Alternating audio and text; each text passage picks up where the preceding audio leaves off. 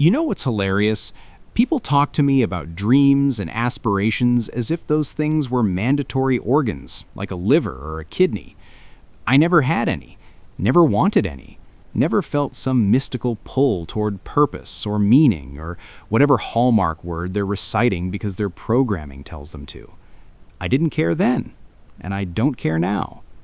And the strangest thing is how offended people get when you simply say, "I do not care," as if caring were a moral obligation, as if wanting things were part of the contract, as if not playing their little game makes you defective. Why is their way of existing automatically the correct one? Why must I feel what they insist I should feel? Why must I chase the things they chase, worship the things they worship, value the things they value? I don't. I never did. And I'm perfectly fine with that. I simply appeared here, like everyone else, and immediately got bombarded with instructions. A full operating manual shoved into my hands before I could even speak. Do this, become that, achieve this, desire that. And the best part? None of it was optional. You're expected to treat the entire script as sacred law, no questions asked. But I asked questions anyway. Like, why do I have to do anything? Why must I perform this ritual of living according to someone else's checklist? If I have zero interest in this system, why must I pretend I do? The answer is simple. I don't. I never did. And the moment you notice that, you realize how absurd the entire structure is. I didn't ask to be here. I didn't sign up for this biological internship. I was dragged into existence because two people wanted something. Companionship, a retirement plan, a project to make them feel meaningful.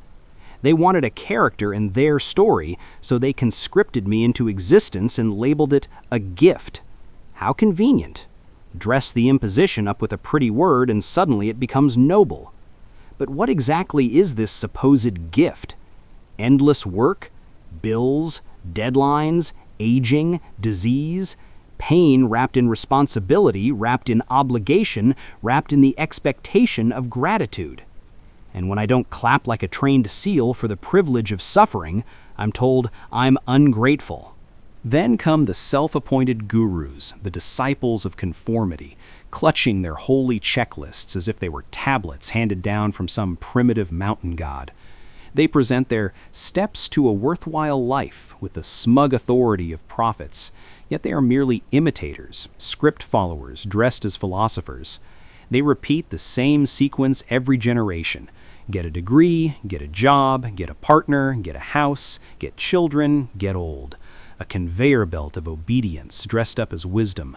They do not understand life, they only understand instructions. And yet, astonishingly, they believe this liturgy of chores somehow confers meaning. They mistake compliance for purpose, repetition for truth, and their own fear of deviating from the script for moral insight. Their advice is not guidance, it is a virus, one designed to replicate itself through the next unsuspecting host. And if you don't follow the holy recipe, according to them, you're worthless, just a poop factory, just biological leftovers that failed the assignment. But here's the punchline. My worth does not come from their lists, their expectations, their traditions, or their imaginary metrics. My value is not a scavenger hunt. My life is not a scavenger hunt. If I don't care, I don't care. And that's allowed.